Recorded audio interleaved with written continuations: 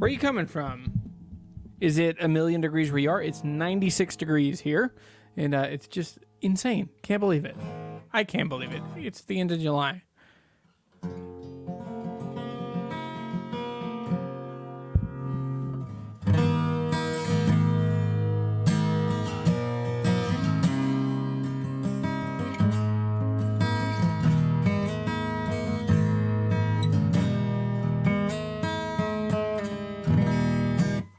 I cannot believe this guitar is like $400.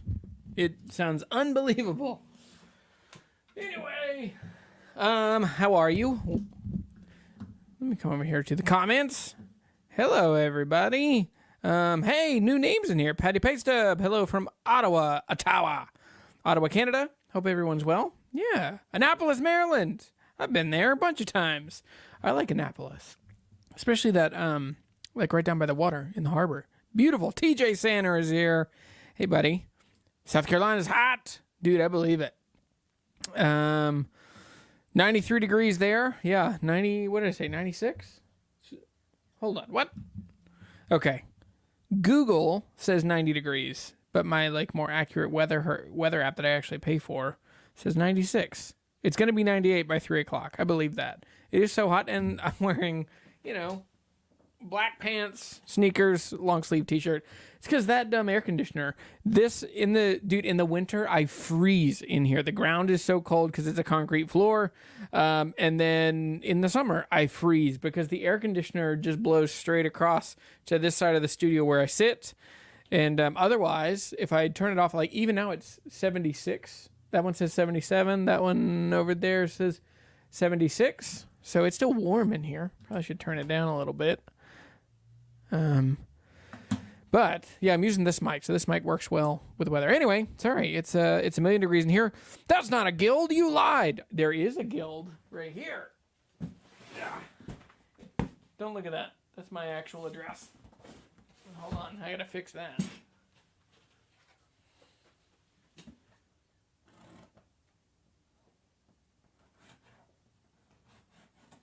Don't mind me.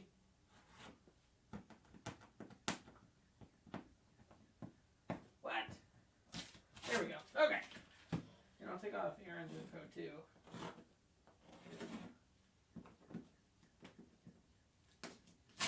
Okay, we're good.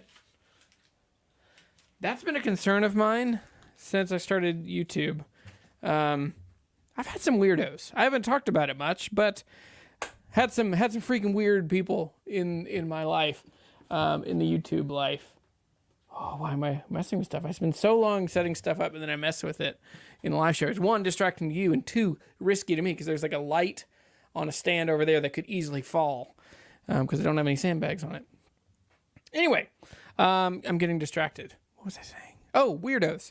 I've had people try and figure out like my kids' names, what schools they go to. I mean, and I'm like, listen, I am like, you know, like 30 couple thousand. Like there's plenty of people that watch this YouTube channel, but I'm not like big enough for people to be weird about. So, but I still get it. So anyway, yeah. Got air conditioner in the winter and heat in the summer. What? Okay. George is hot. Pinehurst. Was that the bamboo guitar? That was. The bamboo Natasha. These are like $400. And we'll talk about this because this is an example. So this whole video is just going to be talking about crazy like acoustic essentials because it's pretty complicated, and it still got complicated as I was trying to just kind of work through like, hey, what do I think about acoustic guitars and what you need and what are the essentials, and then, you know, just work out from like the guitar itself to the strings you put on it, to the pickup you put in it, to the battery you put in it, to the capo and the tuner. Yeah. So anyway, but I'll use that one as an example. Now I meant to bring a lot more acoustic guitars out here, but I just ran out of time, and it's hot enough. Because normally I would just run in, grab them, run out. But from the house that's, you know, 72 degrees to the studio that's, 76 degrees, going through the 90 couple degrees and 100% humidity on some of those guitars. So anyway. Oh, Daniel, for some reason, every time I clicked it, it kept sending me to that awesome Snap guitar video. Yeah. Well, glad you're here. Daniel's here. Who else is here? Hello from Paisley, Mr. Mac McFarlane. guess that's Scottish-ish, right? 77 in Beach Mountain, North Carolina, hottest day of the year. 77. You're lucky, Mark Landers.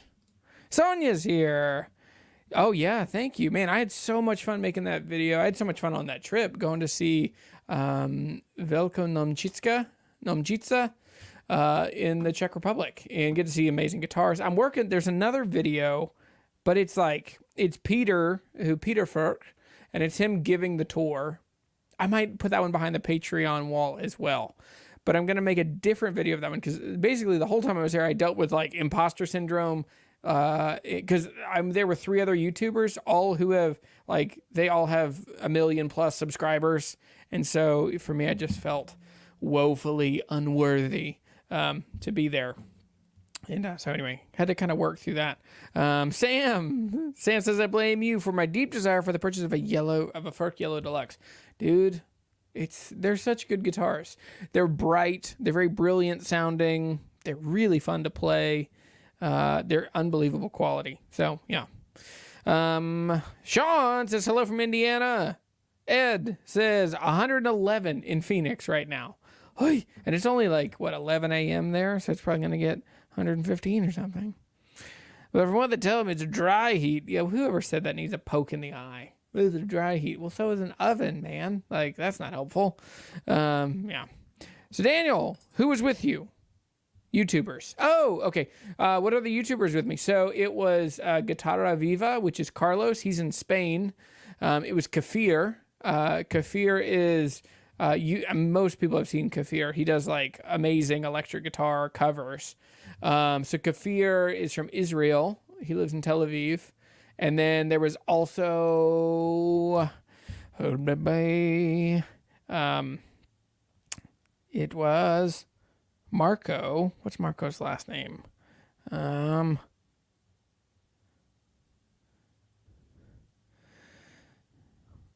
was Marco Cirillo with Blitz guitar. This a guy. Yeah, I don't think you'll be able to see him, but he's an Italian singer-songwriter. Yeah, here's his. It's a video of him playing. His is a yellow, but it's different than mine. He got his a couple years ago. But Mr. Evan Ogden's here. Evan, hey, buddy. There's a moose loose a boot in this house. That's good. That's an easy one. What the other for the Australian accent? My brother is an Australian citizen now. He's been there for 10 years. And he said, what is it?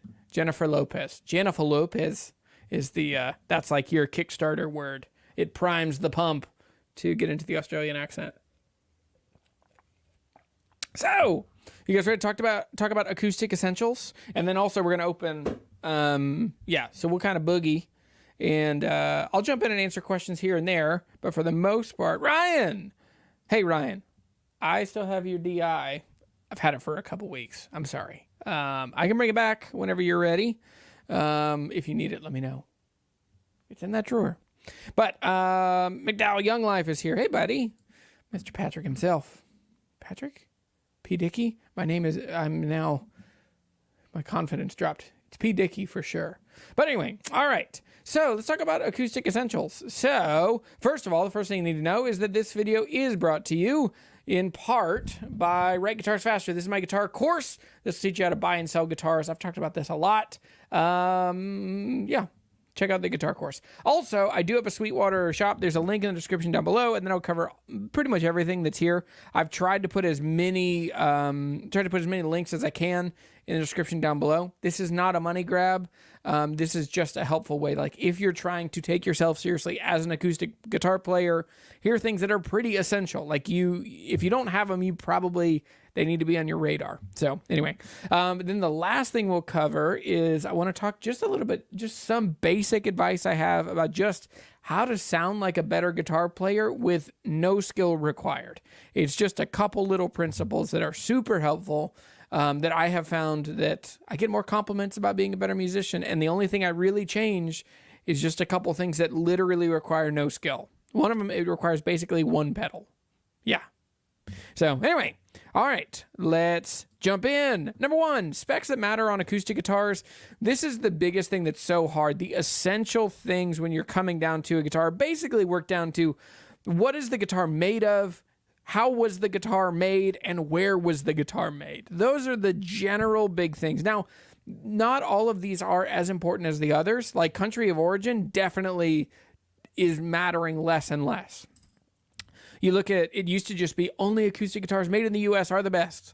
And now you're like, well, there are some really monstrous guitars made in Canada. There's some amazing guitars made in, like, you look at Loudon in Ireland. You look at, they're in Northern Ireland, which is another country. As an American, doesn't seem like that big of a deal, but it is a big deal. But anyway, so tone woods, methods, country of origin.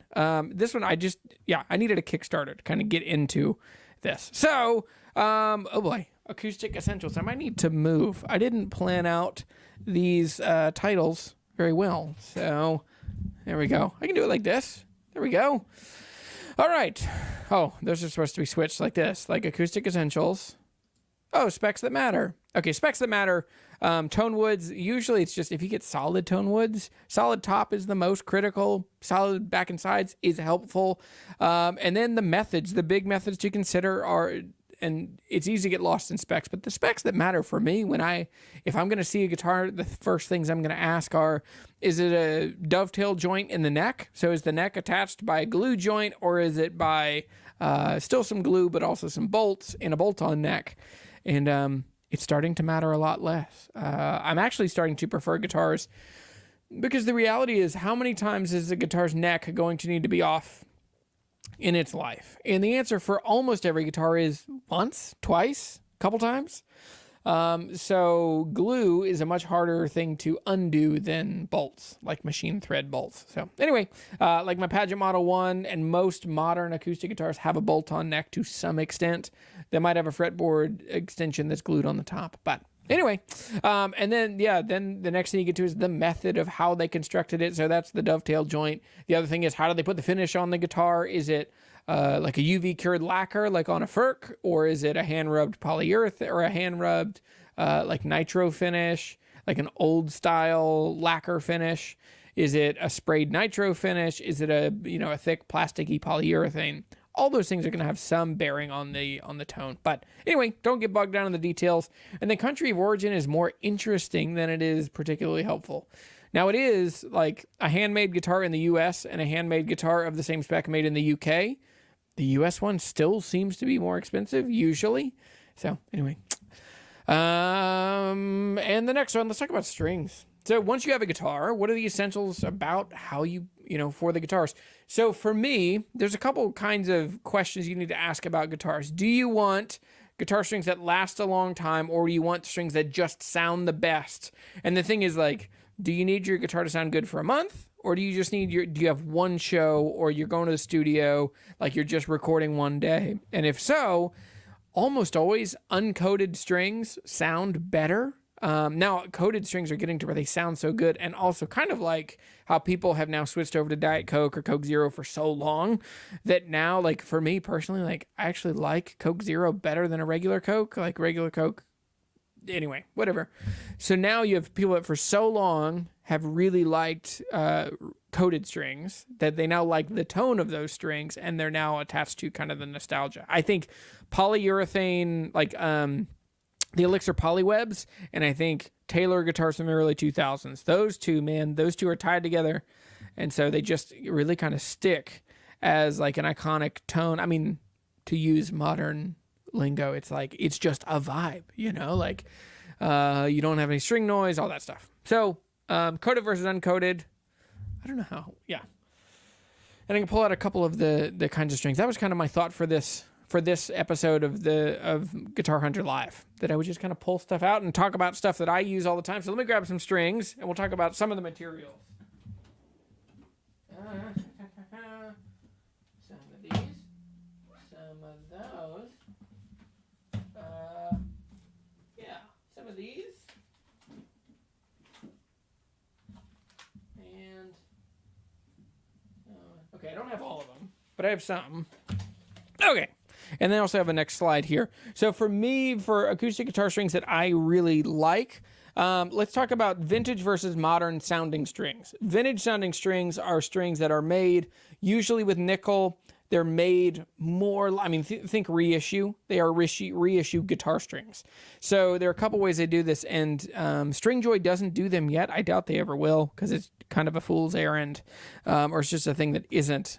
People don't want it as much. So you would get strings like Manel, which is from, like, that's Martin's kind of their own mix of, it's some acronym like, what's the one for Kufini? Kunefi?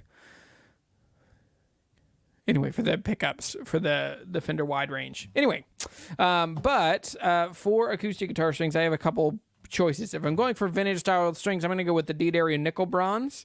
I really like these strings. They play great. The thing that I prefer about, the thing I don't like about old style acoustic guitar strings, think phosphor bronze uncoated, think 80/20 uncoated strings. Not all strings age gracefully, and all of them age similarly. And so for me, in my experience with acoustic guitar strings, for the most part, my hands are super sweaty, and I can freaking destroy a set of strings. I used to play Martin SPs, and they would last me 2 or 3 days. Like if I'm going to play, if I'm playing out and I'm going to play for 2 hours or 3 hours, and it's like a hot place, like if it's a bar or if it's, just most times I sweat a lot. Hence the air conditioner and the dehumidifier. No, I don't sweat enough to dehumidify the room. Just kind of wandered into that one. But what I mean is that my hands are usually sweaty, and so I benefit from air conditioning.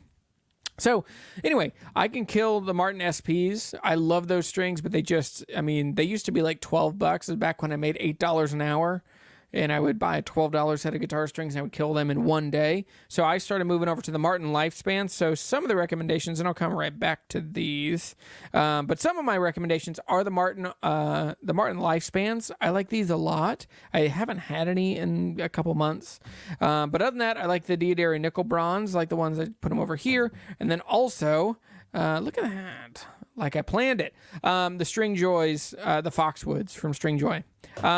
So modern strings versus vintage strings. If I'm going for a guitar that I want to sound more vintage, more folky, more thumpy, these, the Nickel Bronze, they're not as bright or zingy right away. And then as they age, they just slowly roll off the highs. They don't get like thumpy and crazy until you really want them to be. Like if you want the Nick Drake tone, that's where I first found these. If you want Nick Drake tone out of like a Martin, like a D35, which is what I had when I started using these, or like a Guild in M20, these strings 6 months in are just like thumpy and beautiful and brilliant, and they sound great.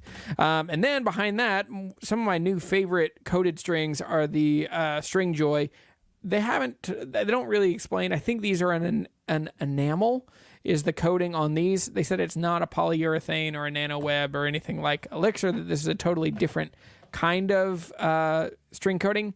What I've noticed with these is that these still get thumpy. Like they don't, like Elixirs never really get thumpy until they're like 3 years down the road. These will get thumpy in 5 months. But it's a charming thumpy, which that's what I'm looking for. And and then these, I just pull these out for an example. So these are a custom set. These are my baritone, the 8-string baritone for my Guild BT258. Additionally, I have these. These are brand new. These just showed up this week. So these are Focus on the strings. It's not. It's looking for my face. But these are Guitar Authority. So these are like a custom ordered string. They don't make their own strings, but they have them made by one of the big string makers. But had a good, like a fun kind of like coaching advice call through the website this week on Guitar Authority guitar strings. So I'm going to try these out maybe next week on the live show. We might just do like a restringing party because I think I have 4 different kinds of strings. And so I can try those. So, guitar strings. Now with that, I'll come back over here to the comments for a minute.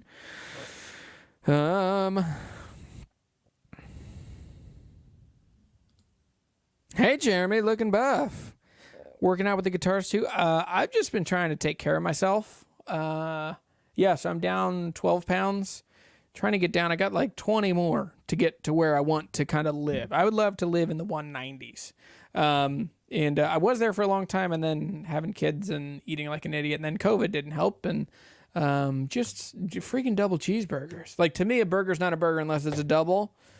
Oh, and I love double cheeseburgers. So, but much less, many fewer double cheeseburgers and less bourbon than 6 months ago. So, anyway, thank you. That means a lot. Jeremy Young. Hey, buddy. Hello from Baldwin, Michigan. Hope you're well, Jeremy. Good to hear from you. Glad you're here. You should always buy a guitar built in a country that has the same weather where you live. That's a clever perspective. The problem is bigger countries like the U.S., this guild that will open up here in a bit. This one actually came from, where did this one come from? Arizona. It's been in Arizona most recently. It was built in Rhode Island, I think. Hoboken? This one's made in Hoboken, New Jersey. So my climate in Virginia is very different than Arizona, very different than. But I like that idea a lot. Jeremy, Taylor guitars love Elixir strings, in my opinion. Dude, me too. So Jonathan just bought some of the String Joys. What strings did you use on my L3? The Foxwood. No. Those are electric strings, right? I think they're Slinkies. I'll have to look at the video again. I forget. Usually use Elixir, but I got some String Joys. Looking forward to try them out. Yeah, I think you'll like them. They're very different. It's interesting, even within the coated strings. They're noticeable differences. Like, I'm so bummed that Daddarrio got rid of the EXP. I really liked the EXPs, and I have tried 3 sets of the XS, and they're so bright. They're just a very different sounding guitar string. And so, yeah. Martin strings start losing the low E after one day. Daddarrios are my go-to. Yeah, I like those. But I still like Daddarrios. Uncoated strings, they just don't last very long, but they sound great. So for me, if I'm like, well, I'm going to record this one song on one record with a friend at the studio, I'll just restring the guitar with uncoated strings and just do that. But I'm also like the Coke Zero thing. Like, at this point, I've played coated strings for so long. When did I? 2009 probably is when I really moved over to Elixir Nano Webs. I found there was like a guy on eBay. It was like one of those like picks by the pound, one of those like jobbers on eBay long time ago that I could buy 12 sets of. I could basically get them for about $12 a set. And so I was getting the Elixir Nano Webs, but I would buy like 20 sets at a time. That would last me 12 months. I had a bunch of guitars. I've had a bunch of guitars since I was 18. But yeah, so anyway, between that and the Polywebs, I like a lot. Many good options these days, coated or otherwise. I agree. Ooh, bourbon, speaking my language. Yeah. I just had a little bit. I have some Willet right now that's really great. I got a bottle of Weller from my mother-in-law. I have the best mother-in-law in the universe. Every time she comes up from Louisiana, she stops at the liquor store and gets me a couple fun bottles of booze that I can't find around here because Virginia is so expensive. Oh, Five Guys to me is like, it is the standard by which all other fast food burgers are held to, and they're so good. They're just so expensive. Like the one here in Harrisonburg, Ryan, you're here in Harrisonburg. The Five Guys, I took one of my kids the other day. I got a double cheeseburger. She got a burger. And we got a small fry and one drink to share, and it was $34. So I just can't handle how expensive that is. Oh, it's coming. Get that guild out, son. Okay, we're getting there. What strings do you recommend on a J45? Oh, I have a very specific recommendation for a J45 because they sounded so good on the J45 that I had. So a while ago, Ernie Ball sent me some of their aluminum bronze strings to try, and they sounded okay. It's when I had a Martin in M38. They sounded okay on that, and they freaking made the J45 come to life. So the Ernie Ball the aluminum bronze are great, excellent on a J45. I think it's something about like the shorter scale length, the round shoulder. They give just a like amazing level of bass and low end and clarity on the high end. So anyway, I like those. Heyo, ZB Gaming. Finally got my first Vintage 2 this week, and it is phenomenal. LR Bag's Anthem going in next week. Dude, I am so jealous. There are 2 more Ferks that I want that I'm going to like ask and see if we can either work a deal or figure out a way for me to get. So I think one is a Vintage 2 or maybe a Vintage 3, which is their like top of the line. Because I just keep getting people asking me about what's my take on the Ferk traditional stuff, which is interesting because they basically just make them look very vintage and cool on the outside, but they're still doing all the same. Like their finish is still like amazingly cutting edge and unlike anything that Martin ever did, a long time ago. Their bracing, they're still doing all of their voicing on the top and all of the like scientific stuff to it. And then the last thing they're also doing is like all of their even their bracing. I mean, it's still just like a very modern guitar inside, but on the outside it looks old and cool. The other one I want to get is one of the green, which is their kind of entry level. Maybe it's not the green, the blue. Yeah, I want to get one of the blues, which is going to be like amazing. They're around $1,000, $1,200, and they're so good. So anyway, Sam, I have an unopened bottle of Blanton's waiting for the perfect occasion to open her up. That's a great one. Now the thing that is interesting about bourbon is that bourbon stops aging once it's in the bottle. So like, and this is so when I was a kid, my dad was a wine importer and he specialized in, like alcohol distribution and, very popular. And, but, like wine will continue to age in bottles and mature, but bourbon and stuff. So anyway, open it up sooner rather than later. Find a reason, just for a party. Using Fender's coated just now, not lasting long at all. I haven't tried Fender's coated strings. Jimmy says, "What's your opinion on Santa Cruz Parabolic strings? I still have yet to try them. They just seem expensive to me, and it's like it's just each place that sells them. It's not just to like send them to me. It's buy 3 sets so you don't pay $11 shipping." So anyway, Bill Simpson says, "Hey Jeremy, hi from Kentucky. I have the opportunity to get a brand new 2022 Gibson LOO Standard Vintage Burst, slim taper neck, or a new 2022 Taylor 812 CE Tobacco Sunburst, Taylor neck, of course. Do you have any thoughts?" Those are very different guitars. Similar size, similar scale length, I would think, on the 12. I mean, the 12 is still probably 25.5-inch scale length, probably. Where 24 3/4 inch scale length, I would lean towards the Gibson, but that's just me. Because I'm usually more, for a couple of reasons. It's a more vintage, kind of iconic kind of guitar. The other thing is, buying a new Taylor, new Taylors just lose so much on depreciation, where Gibsons seem to hold their value a bit more. You need to keep your guitars from humidity extremes and not worry too much where they came from. 30 to 55% is reasonable range in my 50 years of experience. Yeah, I keep mine. It's 57 because I had to turn the humidifier off in here. The air conditioner's still running, but it's quiet. But it doesn't do that great of a job actually removing humidity in the summer. So yeah. What gauge acoustic strings do you use? I use lights on pretty much everything. Every now and then I'll use mediums, but I've been playing lights since 2006. I really kind of committed to playing light strings. Cookout makes a good burger. I've only had In-N-Out once, and it was it was disappointing. Lifespan, Elixir Nano or Lifespan.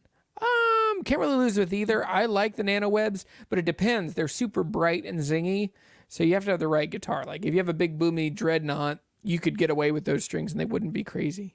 Lifespans are pretty forgiving. What strings do you recommend for an HT28? Phosphor Bronze. I don't really like 80/20 Bronze. I rarely ever use them, so I would go either Martin Lifespans, Martin SPs. Do they make the SP anymore? But yeah, anyway.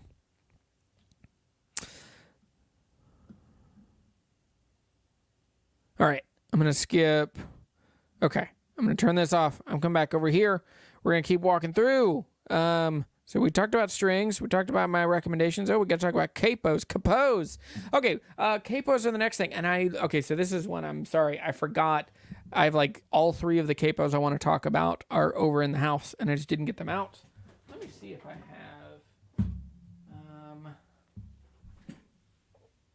I believe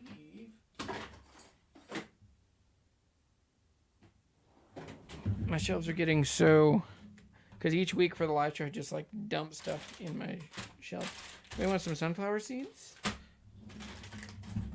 Okay, I have none of them.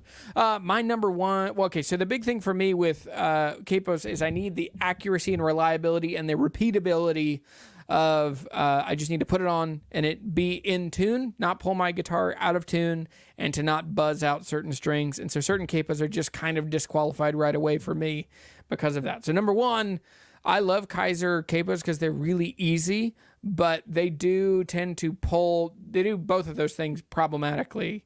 They can pull the strings so tight that they pull stuff out of tune. They also can buzz, like the amount of time you have to wiggle with it to get it to sit right, to get the E and the A string to not buzz is a bit annoying. And then feedback. I must have copied and pasted this. Why would you get feedback from a capo, Jeremy? Yeah, so the accuracy, the tone, so that's why there are certain capos that I like and certain capos. So the number one that I recommend, and I can go to my recommendations. My number one, oh boy, pickup recommendations. Guys, this is all wonky. I'm sorry. My recommendations, number one is the Page, because I like the idea that it pulls from the middle of the neck and it pulls straight against all of the strings. And so for me, that's pretty much my ride or die is the Page Nickel. I have two of those. Actually, I have three Pages. I have four total. And that's my go-to. I also like that the storage of it, that it can go on the nut. I'm starting to, ever since my Gibson J50, I had a 61 J50 that I played for a long time, and I had a Kaiser capo that made a little squish, like it made a mark on the headstock. It just did something and softened up the finish. So for me, the Page capo, I thought it was in here. Maybe I just, oh yeah. I gotta put my hand behind it. So like the Page Nickel is my favorite. I also like the Kaiser a lot, but it's a bit of a pain, or it's just unreliable. It depends on the setup of the guitar. Then you have the Elliott, which is like, that's the Page that I like is based on the Elliott or vice versa, but it's just a much better version of that for the Elliott. And then the bottom one is the G7. This one is unreliable. It's heavy, doesn't sit on the headstock very well. I like it, but just barely. All right, now let's talk about picks. For me, the best pick that I have found is the Primetone. These are super affordable. They sound like a blue chip. They work out to like, I think they're about $1 a piece when you get them. They're really good picks. You can also hear like, they have such a specific, like kind of clanky tone. This sound, I can hear them very specifically when I drop them, when they fall on the floor, or if like they're in my pockets and I can hear them in the dryer. I can hear this sound and I know, oh boy, which if my picks are in there, there's a chance my wallet's in there. And so my wallet's been washed many times. But yeah, so for me, picks, I think the main things the essentials for me on guitar picks are, one, how do they sound? I did not realize how much a guitar pick can change the tone of your guitar until a couple of years ago when I did a shootout for Sweetwater on all the picks. And I was like, holy cow. And what's hardest about that is I found out that the pick that I used all the time for 15 years, I didn't actually like the sound of. I had used the yellow or the green or the orange Tortex picks forever. And yeah, it was kind of a bummer. How much does a headstock break diminish the value of a guitar? 20% probably. 15, 20%. Do you have any different capos for acoustic versus electric? I do. So I think a Kaiser is too strong. You need a variable tension on an electric guitar because the strings are lighter, and yeah, if you use a Kaiser, you're going to have to tune right away. Yeah. My G7th is rubbish. I'm not a huge fan. Picked up the Primetones based on your recommendation. Love them. I do too. I think they're, it's becoming harder and harder to make a case for like the $25, $35, $45 guitar picks. Now, with that said, I do have some coming next week that I'm really excited about from Charmed Life Picks, which it is funny. Here's a funny thing a funny thing I found like literally right before this. Given I don't have a giant following, like I'm not a huge YouTube channel, but there are people talking about me on the internet, and every now and then I stumble into it, and usually it's not great. And so I found one. I was looking for something, and I was Googling myself and a couple other keywords, and it came up with an acoustic guitar forum, and there's just a thread of people just making fun of me, saying I'm an idiot and I don't know anything about guitars, which they're not far off. But yeah, it was, anyway, there is the same thing. There were some guys from Charmed Life who ended up talking to on the phone yesterday, but it's a couple years ago of them like kind of picking on me. Whatever, that's fine. Let's go back to, hang on, what is happening? Sorry, acoustic pickups, capos. These are all wonky. Oh, that's what they're, okay, when I import these, they're out of order. Okay, sorry. Strings. Pickups. Okay. Anyway, let's talk about acoustic pickups. Acoustic pickups for me, the big thing for me is, do you want a pickup that sounds like your guitar just louder? That is the most impossible thing to do. It is the single biggest challenge for guitar pickups. Like, it's impossible. Now, to get there, there's a couple things that you can add on, but I think the main thing is to pick a kind of pickup that sounds the most like your guitar. So the way to do that for me is the K&K. The Pure Mini works really well, and I'll talk about recommendations here in a minute. So if you use a transducer style pickup, those are really great. Now, there are other brands that are starting to bring out pickups, like this company, Pick Up the World. I put one of these in my boxwood, and then here's the other one. So this is their pickup system. So this one, it's two little transducers on these kind of sticky, flexible films. And so these, like, they would go inside an X brace of a guitar. And so they would stick. I think I'm going to put this in my Ferk. Yes, I'm pretty sure I'm going to put this in my Ferk, maybe even next week, and see how that goes. And yeah. But so that's still kind of K&K transducer kind of pickup. Then you get to where you would have an active element. First you'd have an active pickup, which means you then invite a battery inside the life of your guitar, which means you then have to figure out where you're going to put it so that it doesn't affect the tone of your guitar, and you start getting more invasive. So where these, they just adhere on the inside of the guitar. They have a pickup, they have a preamp or whatever, or an output jack just mounted in there in the end block. Very little interference with the actual structure of your guitar. And then you start getting more and more complicated as you work through it. So you start adding, like with an element pickup, you have to change the saddle because you have to put a pickup underneath the saddle, and then you have to adjust for the height of that. And then there's always this debate of like, well, I don't think the tone of my guitar changes, which I've had it happen, but I've also had it happen just with pickups that are heavier. So after a transducer glued inside or stuck inside, a piezo pickup that's an active, you have a battery, and then you have something under the saddle. Then you get into microphone style pickups. So think like the LR bags, the Venue, or the Lyric, not the Venue, sorry. The Anthem, has a microphone. You also have the Lyric, the iMix. It wasn't a microphone, but it was still like a big thing that worked kind of like a microphone. But then you also have the K&K Trinity system, has a microphone. And so like a microphone is the most accurate, but they're problematic. All of a sudden you get a lot of feedback, you get a lot of pain. But so it's just this like constant balance where you're like, I have to figure out like, do I still use this guitar mostly as an acoustic guitar and I want it to sound as good as it can? Well, in that case, I don't want to do anything with like a battery pack or anything that mounts on the bridge plate or whatever. So it's just this constant kind of frustration of trying to figure it out. The other part is just maintenance and living with batteries inside your guitar. over the last couple of years, I've gotten more and more interested in rechargeable batteries. So in a couple guitars, I'll do rechargeable 9 volts. But the problem for me is that rechargeable batteries are expensive. They last a long time, and I forget where they are. And so I end up like trading guitars away or selling guitars. And I'm like, oh, dang it.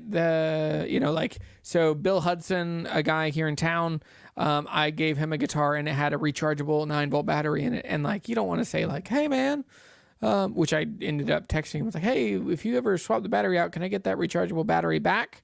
But it's, I'm annoyed at $7 walking away on a guitar that I sold and made plenty of profit. So whatever, it doesn't matter. But just the life of having a battery in your guitar. The other thing is it's like a Tesla a bit, having range anxiety, where you're always like, well, I should probably have a battery with me. And if the battery starts going out while you're playing a song, in most situations, it involves loosening the strings all the way, putting your arm all the way in the guitar, swapping out the battery, bringing the guitar back up to pitch, then tuning it. I mean, like the fastest you can do it is like 5 minutes, 4 minutes. And by then you're going to be like totally taken out of the zone. You're going to be freaked out, stressed out, sweaty, just thrown off. So anyway, batteries are annoying in guitars. So for me, some recommendations that I have for pickups, and I'll put my hand over here again. The K&K Pure Mini seems to be the best sounding, the least invasive, but it still is the most annoying to put in because you have to deal with freaking super glue. I hate super glue. Hate it. Hate it. Hate it. Hate getting it on my fingers. I've tried recently, the most recent time I put in a K&K was in that Iris DF. And as I'm trying to do it, I was like, well, I'll wear gloves. And then the super glue sticks to the glove before it sticks to the wood, and then it tears off the finger, and then all of a sudden I have like a hunk of like the plastic glove is now stuck to the end of the pickup glued inside. Annoying. So I love K&K. I just wish that there was a better way to do it than super glue. Behind that, I like the Ellerbags Venue or the Element a lot. That's the most bare bones, like, now you're trading off, like, it's the easiest to put in. I can put those in my sleep in 4 minutes. That's exaggerating. If I'm going slow, I can put that pickup in 15 minutes. It's just easy, really, like, I've done 200 of those in my lifetime. And they're so easy and so fun. And so the VTC, they also sell like a bare bones that is like no volume, no tone control. That's what the VTC stands for. So anyway, volume, tone control. And then my last recommendation is the Ellerbags Anthem. There's 2 versions. There's the SL, which is pretty much everything that you would need. The big difference between the Anthem and the Anthem SL is that on the full Anthem, you get full control over the blend of a microphone and the Element pickup, and you can blend between them. You can set the frequency at which they trade off, where the SL has a set, and there's still a set screw. You can tweak and change it, but it's basically just, you don't have the blend. But anyway, it's also way lighter, so it doesn't change the tone of your guitar as much.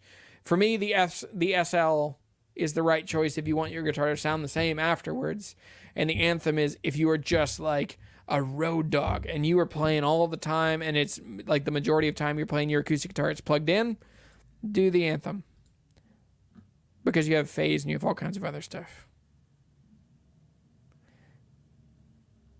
Got a Red Bear pick. Yeah. Primetone. Really like the K&K. Yes. Oh, K&K and a J40. That's a great duo. I would love to play that guitar.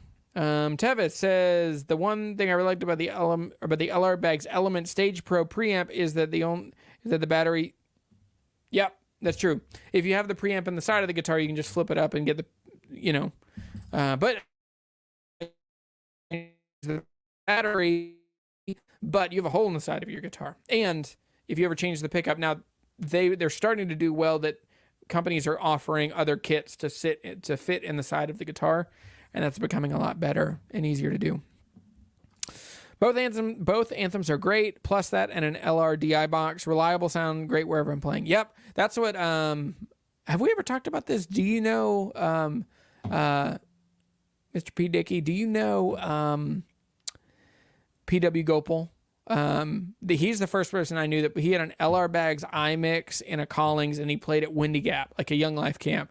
And he had the best acoustic guitar tone I had ever heard, like better than Tony Rice, better than anybody I know. And he still does. Like, PW posted a video. He's the one, I've done some videos with him and for him. And I was on his podcast on Blue Collar Money. And but anyway, he has amazing tone. And he's the first person I knew that was using, he had a bunch of stuff. He had an LR Baggs iMix. That's funny. He was my gateway drug. Yep. Yeah, me too. So PW had an iMix that went into an Afex acoustic exciter. This pedal, they don't even make it anymore, but it basically is a synth that adds super low bass resonance underneath your guitar tone. So it just makes it sound like a freaking wall of sound in an acoustic guitar in a big setting. Because he was a percussive, like, right hand. So he'd play and then hit and just boom, and you'd feel the whole room shake in the subs. And then he would run all of that into a pair of DI, and then the DI would go out. He also had an OCD for a while, but anyway. He's coming here to play a concert soon for our people's Drop Dead Tone. Dude, that's awesome. Tell him I said, hey, I love PW. And also, I've been on his podcast, I think twice. I've been on his podcast, and it's so fun. He's a great friend. And so, anyway, the last thing is you're moving out of acoustic essentials. We talked about capos. Let's talk about amps. If you're getting an acoustic amp, usually I think acoustic amps aren't quite worth it. It's hard for me to justify. I think the small acoustic amps aren't that helpful. They don't sound that good. They don't sound like an acoustic guitar. But they also, if you're busking, if you're playing in a farmer's market, if you're just playing out, they can be good. So for me, I have 3. Let's do it. Let's get wild. I can pull up all 3 of these.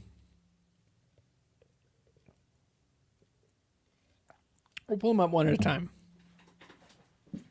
All right. Here's the first one. So probably the smallest of the ones that I actually really like and recommend. This is the Fishman. Oh, I'm shooting too shallow, so this is not quite in focus. I'm sorry. It bothers me. I'm working through it. It'll be okay. Okay, so this is the Fishman Artist 30, and 30 is confusing because it's a 100-watt amp. 2 channels, effects loop front and back, a mixed DI out. You can do separate DIs for each channel, has Bluetooth. So the first thing you have to start thinking about is, like, what features do you actually need? I think this is the smallest that has all of the features that I think you would really need. You need a big speaker, you need a tweeter, you need enough power to fill a room. Because what gets me is when you get a small acoustic amp and you have to run it so loud to get it to fill a room, you're at risk of feedback, you're at risk of just it sounding like it's farting out. Compared to get an amp that has some headroom and it's overpowered and you can use less and it's just really in the pocket. The next thing that's really helpful for me is that a lot of times that I have found myself playing amplifiers, acoustic gigs, is at some point I'm taking a break and I need, it's really helpful to have Bluetooth, and so you can play music through this. Now this one has a really annoying feature that all the Fishmans do. Maybe you can turn it off. I have yet to figure out how to turn it off. When you've connected this to Bluetooth and you're playing with your phone, every single time, regardless of the phone settings, if you turn the volume up or down on your phone, maybe it's different with an iPhone, but with my Pixel, it does like a beep, beep, beep, beep, beep, beep.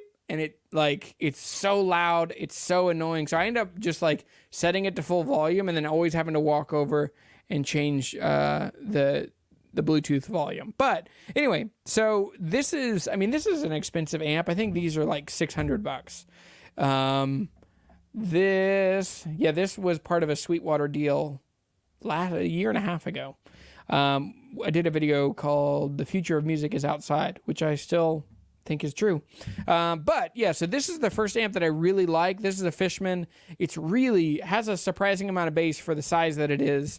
And I'll pull the second amp that is... Okay, so let me think through this. Features, price, coverage angle. So this is very limited. I mean, it'll get maybe a little wider than it actually is, but there's an amp back here that kills, like, filling a room. The next 2 that I'll show you are just monsters for, like, filling an entire space with music.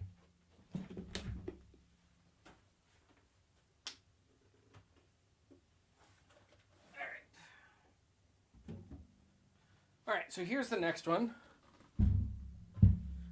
Let me do it this way. So this is the Fender Acoustic SFX 2. Similar size amp as far as like the power and features, but this thing has a couple things the other one doesn't. Around the same price. I think this one's $5.99 now. But for picking an acoustic amp, the thing that the crazy thing that this one has going for it is, see this speaker port on the side? This has speakers all the way around on the bottom, and it has, what do they call it? The stereo SFX. And so what you're able to do is you're able to like throw reverb and delay and chorus. So this thing, especially when it's like kind of against a wall or like relatively against a wall, it can really kind of fill a space. This does a way, way better job. If you're in like, I played this at the farmer's market one time, and it was amazing how much this thing just filled the space. I've also just like set this thing up in my backyard and played like when kids are playing. I'll just poke around and play guitar. And this thing is, I mean, really great. The other thing that this one has, it can run a big foot switch, and it also has a looper, and you can do all kinds of stuff from the pedal. And so this is like, if you're getting just a little bigger, also with 2 channels, you could sing, you could play, you could have 2 guitars, you could have a bass player with you. Like this is starting to get more into PA territory, and that's what's super helpful. Last one, I can get it, but you won't be able to see the top of it. But, oh boy. Is that helpful? That's too tall. But, okay, so this is the Bose L1 Pro. And this one is without the extender. This extender, I guess I should have the microphone up on my face because I'm a dummy. But this one, if it has 10 speakers or maybe 8 speakers, the small drivers in the tower here, and then there's a subwoofer down here. This thing has incredible amounts of bass. And hang on, let me move this back out of the way. And it's heavy. So anyway, when you're picking an amp, that is a PA system, and it can do a bunch of things that, it can do PA stuff. So with this, it has Afex built in, has Bluetooth built in. It can cover 150 people, where I think the little Fishman could do 30 to 40 people. Like, it would do okay in like a small church setting, or in a place where you don't have a PA and you just need to be heard. But it's not going to be great, not going to have a ton of low end. You spend a little more money, get a little bigger amp like the Fender, all of a sudden you're able to fill a room. You've got a lot more bass and low end. You got Bluetooth. You can also do looping. This is much more set up to cover 75 people. And then you get to the Bose L1, which literally, if you get another one, you can blend them together. You can get a mixer that connects to both. I mean, you can set one up as a master, the other as a slave.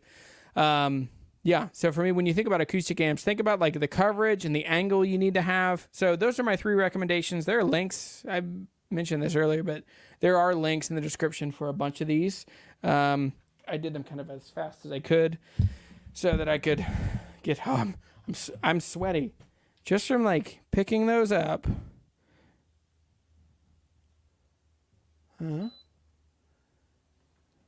me know if this mic should be okay with that. Oh boy, bunch of texts. Don't know why people are texting me. Don't know why my phone's not on Do Not Disturb. So, amp recommendations, the Acoustic SFX, the Fishman Artist 30, and the Bose L1 Pro. Links in the description down below. Come over here for comments. Yes. So the Fishman Loudbox, the Charge one, the battery-powered one, is a game changer. It does really, really well. A friend of mine has one. So yeah, a bunch of people have the Fishman Loudbox. Frankie says, love your content, Jeremy. Thanks, Frankie. That means a lot. Yeah, Loudbox is great. Sonia's heard about it. And yeah, love the Bluetooth. Using your yard for music. I do too. These are, all 3 of these do that part really well, other than the Fishman that has the beep. Do y'all have that same problem with the beep? Turn the volume up on your phone. I use a Helix as well for both my acoustic and my electric amp. I kind of hate lugging it around when there are smaller, lighter solutions out there. I know, first world problems. Dude, I know a bunch of people that are using the Helix. That's what girl named Tom Girl Named Tom uses, that's what Caleb uses. He uses a Helix. Yes, it's a Helix. Thought it was a quad Cortex because they look vaguely similar in my mind, but no. So he uses a Helix. He actually uses a Princeton setup with the acoustic. They have a K&K Pure Mini coming into that. It's the Princeton into a big like reverb, and that's his acoustic tone into the front of house. And then that way he can just change and use a Tele, and then switch over to it's the same Princeton but with a little more drive. Yeah, I mean, I think that some of that stuff is starting to come together. Like, also, you're starting to see companies really push pedals for acoustic guitar players, which most acoustic guitar players, in my opinion, are hesitant, nervous, apprehensive. Yeah, Frankie, how well does that work? I'm super curious. Let's see, Mark. Hey, Mark, how are you, buddy? Mark and I just did an advice call, 2-3 hours ago. So one of the things I offer, if you need advice, if you just want to say like, hey, I'm thinking about this guitar or that guitar, if you just need advice, want to talk about guitars, you can book calls on my website, jeremytheguitarhunter.com/contact, and you can pick a time on your schedule. Now, one thing to keep in mind is that those are all in Eastern time, and so sometimes that throws people off. Like, they'll book at 8 a.m. their time, and all of a sudden they realize, like, but it's usually when someone books at 8 a.m. thinking that's West Coast time, and then I call them at 5 a.m. and they say, what? Doesn't always happen. Happens sometimes. The Black Star Fly 3 works well in your truck. Yeah. I've got two Bose L1 Pros. S1 Pros. Dude. I like it. They seriously fill up so much. The Loudbox Mini is actually cool with the right pickup and pedals. Yeah, the only thing I feel is that they don't quite have enough low end. But I definitely can get it.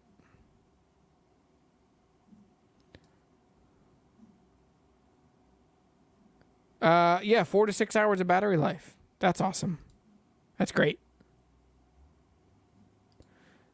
Negative on the beep on mine. I got it in white. You got yours in white? That's awesome. Yeah, I have the one that it's I don't know. Acoustic amps all seem to be brown. It's kind of funny. I don't know why. Yusuf says, once I decided to get an AER Domino, but here in Turkey it's like 2 times the minimum wage, unfortunately. Loudbox is the industry standard for Turkish musicians. That's awesome. Thank you, man. I'm glad you're watching. Heyo! Old West Tattoos here. We're going to open up this guitar here in a second. This is a great show today. Very informative. That's good. I was concerned that it's just going to be me just like riffing a lot. We talked about picks, talked about amps, amp recommendations, pick recommendations. Yeah, this is all wacky and out of order. So yeah, acoustic guitar companies are starting to aim pedals at acoustic guitar players. And my experience, and through all the coaching, I keep getting people just like stressed out and concerned about like, do I need to buy pedals? What pedals should I buy? Now, I do think like to be an acoustic guitar player, I think that every single one of us, if you're playing out in any capacity, church, whatever, I think you have to have a pedal tuner. Like, and this will be my point later. Like, you will seem like a professional if you are just in tune and like in tune when you need to be in tune and quiet when you need to be quiet, and like just people will think you're amazing just because you are not heard when you don't need to be heard. So let's talk about pedals. So pedals, the biggest thing is like ease of use. There are certain pickups that are complicated, that are hard. Like, I think what's the big white pedal with the black knob in the middle? The Eventide. They sound amazing and they are completely overwhelming to me. So that's one that like lots of people use, and you see on lots of like pro pedal boards, but it's a daunting pedal. But and I'm gonna separate out DIs. So we'll talk about DIs here in a minute. But I think for most people that are playing acoustic guitar, the main questions you need to have is like, is it easy to use? Is it reliable? How am I going to power it? Like, those are the 3 big things, because a lot of times, like with DI pedals. They run on a 9-volt battery. You don't need to think about power. It just works, and then it doesn't work, and then, you know, it's got a battery light, and it'll tell you how much it has. But then there are other ones that, you know, like the worst situation for most acoustic guitar players is you plug your active pickup, you know, an LR Baggs element straight into a PA system. First, you get a huge pop into the soundboard because the sound person didn't know that you were plugging or unplugging. They didn't mute you. And so, pow, you get this huge pow. People are angry. They look at you like you did something wrong, which you kind of did something wrong, but there's some shared responsibility. Then you just play straight, like dry acoustic guitar tones straight into a PA system, and it is loud and punchy and just aggressive with no reverb, and it is jarring to the senses. So the number one thing that you should have is a pedal tuner, like, because that will solve the first problem of that big pop. If you can, I'm plugged into a pedal tuner, number one, boom, I can mute. I can do whatever I need to do on this end. The bigger thing is like in church or playing like restaurant gigs. Like if you're in any situation in which someone else is going to talk or you need to be quiet at some point, a pedal tuner solves many problems. So pedal tuner, you're muted, you're in tune. Then the second thing is not sending that just like super dry signal straight in. It is super helpful to get a reverb. So I'll move to my recommendations. Hang on. Where did number 13 go? Hang on, I'm at 15. I need 16. Sorry, they're all out of order. So my pedal recommendations. Number one, you should get a pedal tuner, and let me show you. So this one right here. This is kind of my modern favorite. This is the Polytune from TC Electronic. Really great pedal, really easy to use, super reliable. Oh boy, sorry. So yeah, so that's number one, is a pedal tuner, because it'll just help you be in tune and mute. The second one, let me grab right here. My pedal boards are all in flux. I made a video about this. If you're a patron, right after this video, you'll get to see this video, which is, these are the two Universal Audio. This is the Dream 65. This is the Ruby 63. This is a Radial Engineering DI. This is my new like silent amp pedal board. I have basically a deluxe reverb and an AC30 on the floor, and I can send straight into a mic. Bada bing, bada boom, get out there. But the other thing that's super helpful is to have a reverb pedal. Now, they don't make this pedal anymore. This is the Hall of Fame, the original Hall of Fame Mini. And this one is so awesome because it basically does anything you want it to do, because there are all of these tone prints. Which the tone print is like an app on your phone you can pick, and then you can send to the pickup. It's pretty clever how this all works. There's also a USB. I've never done the USB on this one, but anyway. So number one, you need a volume tuner, or you need a tuner. Number two, you need reverb. So reverb really is helpful to kind of break up, to just give some relief. It stops you from being so staccato, and moves you into just a little more legato, a little more chill. You get to fill a room, and it's less dramatic and less crazy. The next one is an Mxr Chorus, which, I mean, just adding a chorus, any kind of like modulation that just gives a little movement to your tone and to your playing. I was traumatized by chorus in the 80s, like most of us. And I'm just now coming back around to it. Also, an Ernie Ball volume pedal, not a bad idea. A delay might not be a bad idea. So anyway, lots of pedals. And all right, I'm going to boogie through this, and then we're going to open a guild. Let's talk about preamps and DIs real quick. And hang on, let me move this out of the way.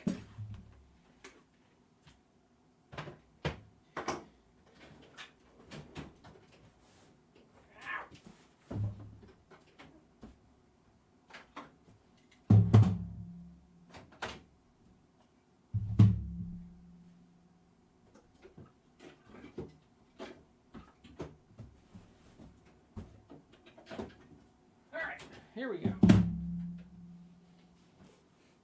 So now the last thing, so these are the DIs, and you wouldn't necessarily need a separate power supply.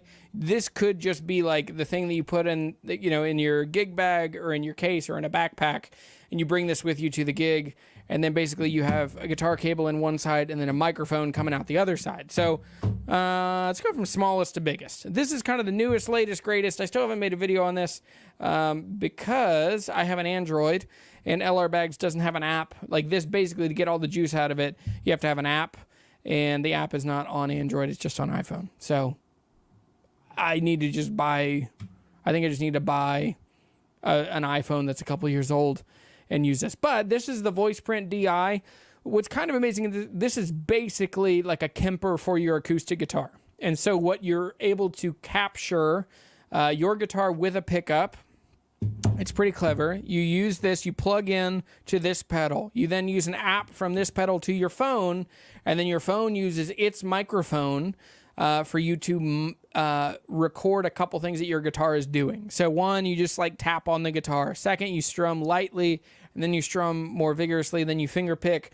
And so basically it then sets up a profile comparing the microphone of the acoustic guitar and watching the response of the pickup you have in it. And then it does things to kind of move and tweak the EQ of this pedal so that you can then set up a profile of that guitar. So for me, I still have like my Taylor AD17 is in here.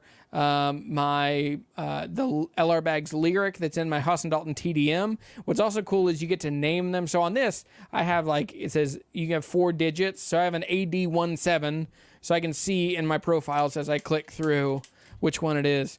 And then all of that comes out of an XLR here. And then basically this then runs straight into the board. Now, the problems I found is that this is a 500 milliamp draw. And so on most power supplies, this thing is still noisy. Even on the high, even the expensive, well, I haven't actually done that. I have a really nice power supply, a Strymon. And, but anyway, it's expensive and it's for my electric guitar stuff. So anyway, so this is the Toneprint DI, really cool. I like this a lot. It does have a mute. I wish it had a tuner. It doesn't have a tuner. So to me, this couldn't be like the run and gun. You would need this and a pedal tuner, which means then you're into power pedal board, then you're into powering them. This also doesn't run on a 9-volt. This has to be plugged in from a separate power. So can't be by itself. Then the Old Faithful for me, this is, I have had this for so long. Actually, this is the third one of these I've had. One got lost, one got stolen, and then this one is my ride or die now. And so this is the LR Bags Venue DI. This thing does basically everything that most acoustic guitar players would need. It runs on a 9-volt battery. And so with this, you would have, super straightforward. You have like volume, all the EQ. You have a tuner on one side. You have a boost on the other side. You have an XLR out. So this gives you the ability to just be heard when you need to be heard. Don't be heard when you don't need to be heard. Be in tune when you are heard. And yeah, control lots of things. Because the biggest problem for most players is acoustic guitar players, if you're walking up and plugging straight in, you are giving all of the control of your tone to the sound man or the sound person. And so this helps you like add more bass, take out some mids, deal with some feedback, give myself a boost if I need to get out when I'm running a lead line, be in tune, be muted when I'm, because otherwise you're like waving to get the sound person's attention. Anyway, so here's another one that's really helpful. This is the Fishman Tone Deck. I don't like how Fishman stuff sounds per se, usually. And there's also just some philosophical stuff to it. But anyway, Fishman Tone Deck, super helpful. This one also has some effects in it. So this is basically a pedal board in itself. So you have reverb and delay, reverb and chorus. And then you have a boost. I wish that this had a tuner. If this had a tuner, it would be a perfect pedal. And then you can also send it out to the XLR. One thing that is interesting is by default, it doesn't add the effects to the signal going out of the XLR, only the 1/4 inch. There is a button on the side that'll change, that'll then let you send stuff out. But anyway, sorry, that's a ton of ground covering DIs. But for most people, you need to turn your acoustic guitar signal from an acoustic guitar to a 1/4 inch signal. And then from that 1/4 inch signal, you then need to send an XLR out to the board. And so that's the biggest challenge. And that's why, when you start realizing it's so hard to make an acoustic guitar just sound like an acoustic guitar, but louder. Yeah, well, there's like, I've had to make 30 choices to get to where I am. So anyway, I think it's time to open this guitar because we're going a little late already. Oh boy. Okay, here we go. Comments. The venue is legit. Are these working? Hang on. Oh boy. Here we go.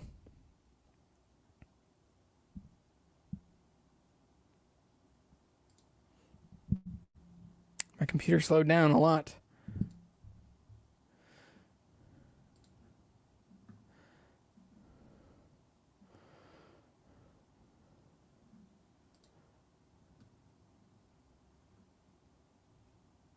I don't know what's happening. It's not letting me. Okay, there it is. This thing got wonky. Oh, what's happening? Why is my computer not charging? Hang on 1 second.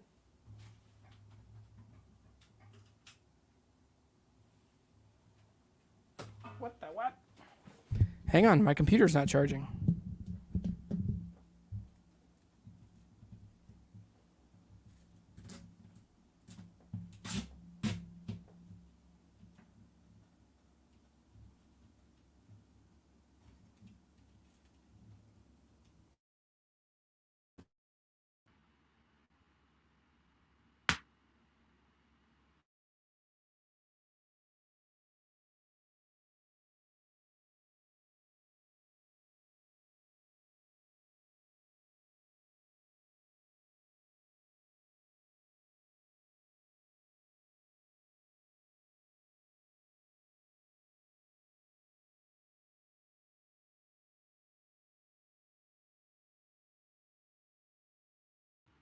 Okay, I think I'm back. I don't know why my computer... Okay, it is now... I don't know, my computer wasn't charging. I don't know why. So, my computer slowed down there for a minute, and I couldn't click anything. Anyway, I'm sorry.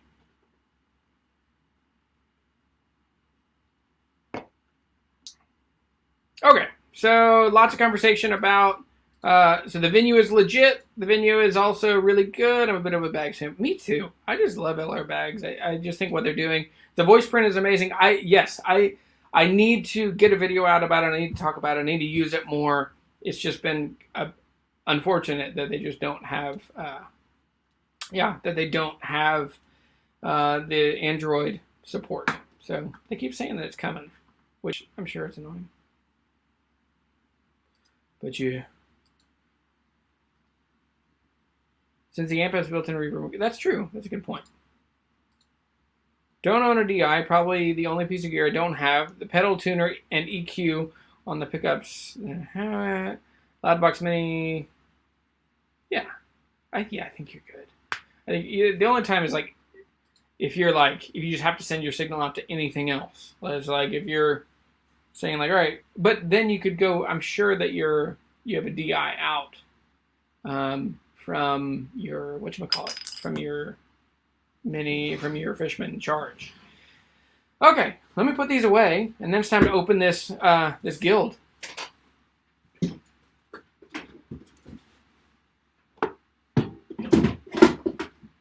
Also, power supplies have gotten so affordable. This is one from Donner that came in that pedal board that I did with them a little bit ago.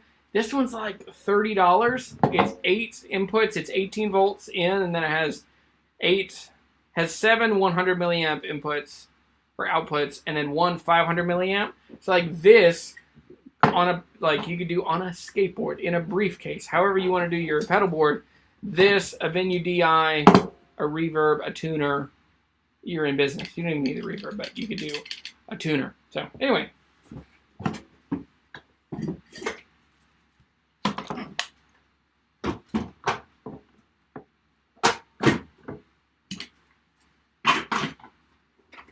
All right, so now it's time to open this. Let's open this guild. What do you think that it is? Knowing me, I guess I think I said, didn't I? I probably already said. So anyway. Well, probably not. The Mxr Power Brick is a better and more reputable brand. But the Donner power supply is functional. Like So if you need to be frugal, be frugal. But I would buy the Mxr Power Brick, which it's featured in a video that I'll put up. I've uploaded it, I just haven't put it up to patrons yet. It'll go up next week.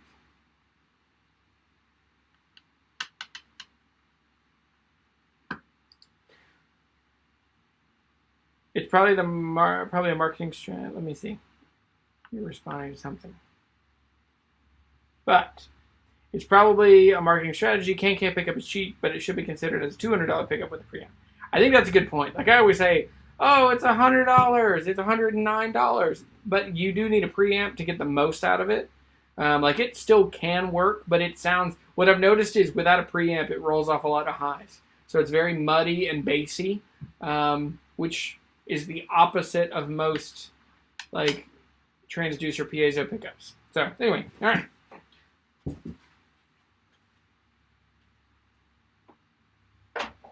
It's go time, friends. Let's do this. Did we talk about this? Hang on. Should I move the camera? No, we're good. I'm gonna open this, and then we'll get to see.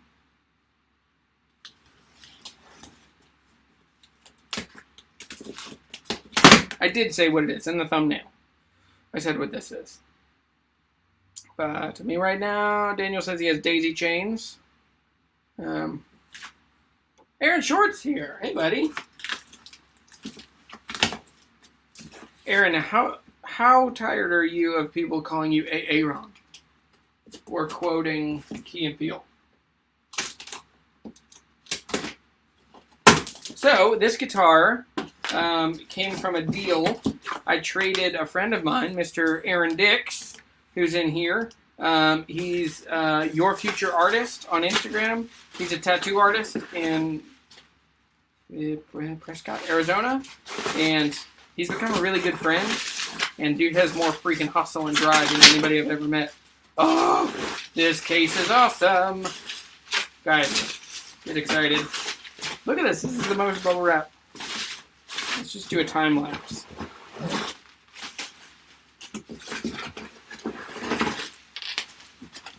It's like it smells good.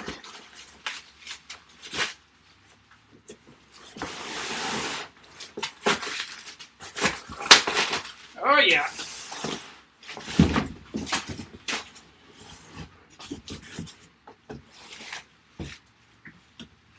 All right, let me see if we can do this.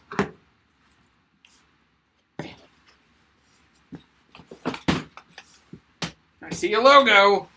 I see a Guild logo that I love.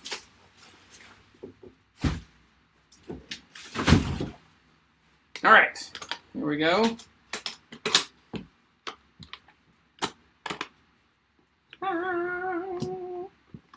Oh yes, dude, this is cool. So I haven't owned one of these. My first vintage guitar ever was a Guild D40.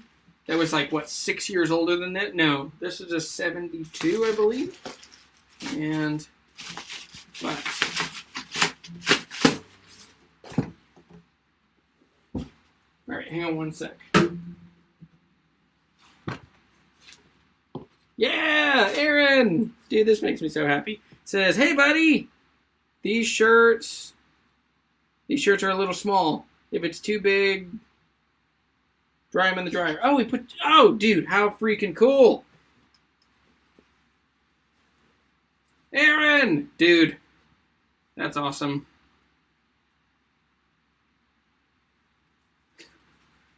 Make flash tats again. Make flash great again.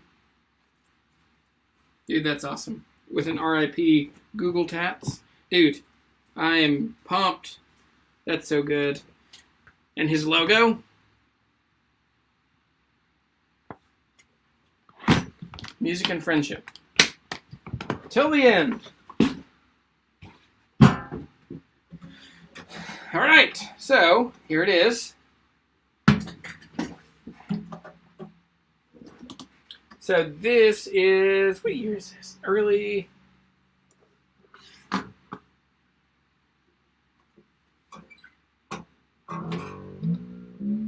have a tuner handy. I bet I do. Oh boy. Hang on.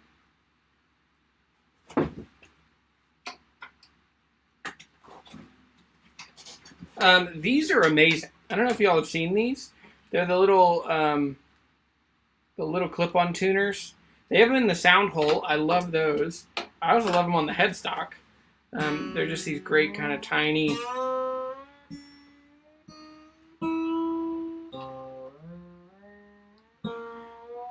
So this is a 70. I know I've said it. 72 or 74.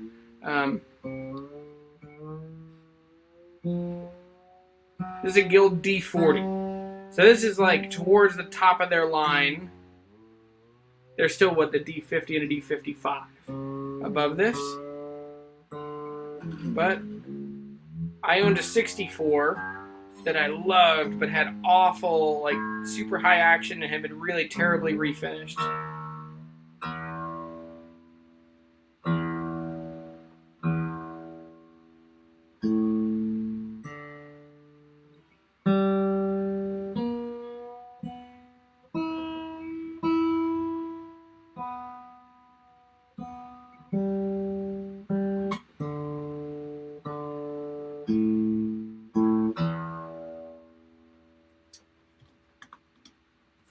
Here we go.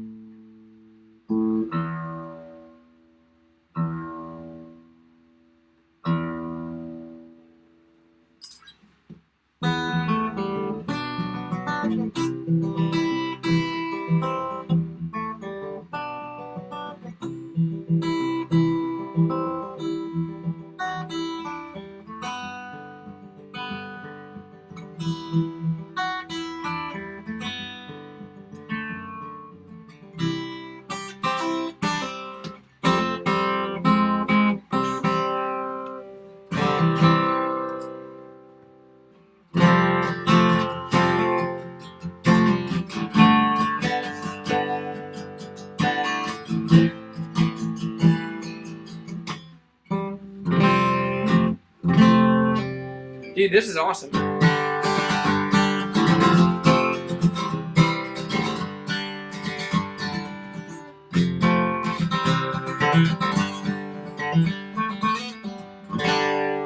Oh man, this is awesome. What do you guys think of this? Bluegrass Machine, says Staley. Talking about humidity. So they copy Martin's naming inventions. Yeah, it's confusing. I mean, a lot of brands have done that. Like, look at, I mean, some of them are even the same. Like, how, like, Wayne Henderson has a D18, a D21, a D28, a D45, and they are just the same. Thompson is basically the same too, right?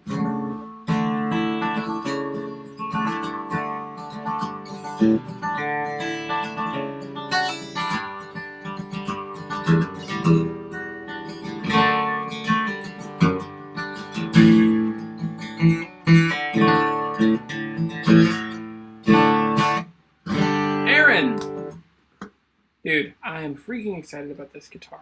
Yeah, this is super awesome. So he's, Aaron is a tattoo artist.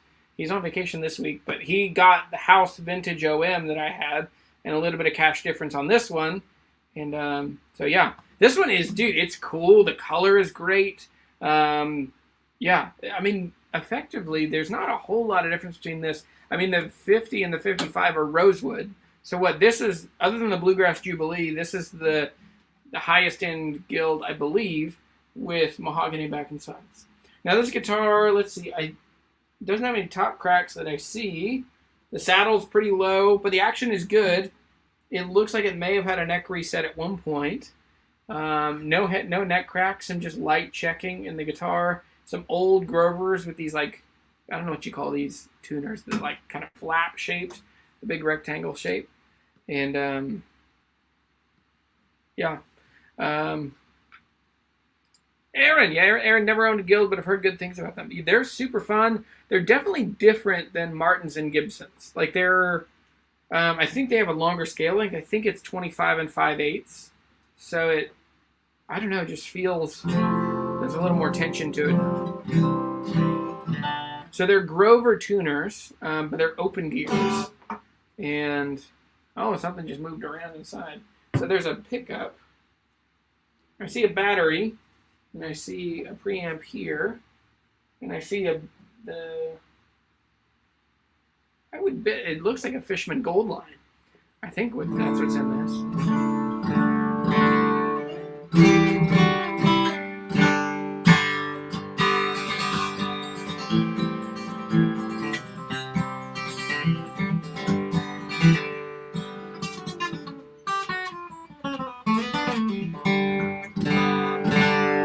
But are Guilds head heavy? No. I hold it right in the middle. Still wants to tilt this way. I mean, some probably are. That newer D55 I had last summer, I didn't. Dude, this one sounds awesome.